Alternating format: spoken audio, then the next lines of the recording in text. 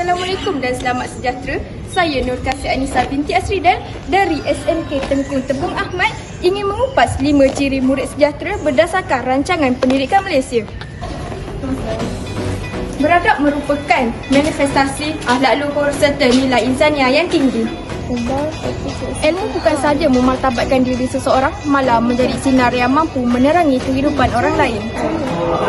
Murid yang mahir dalam komunikasi dan teknologi dapat bersaing dalam dunia digital yang semakin maju. Murid yang berdaya tahan akan terus berusaha sehingga mencapai kejayaan. Murid yang yakin dengan diri sendiri akan mampu menyuarakan pendapatnya.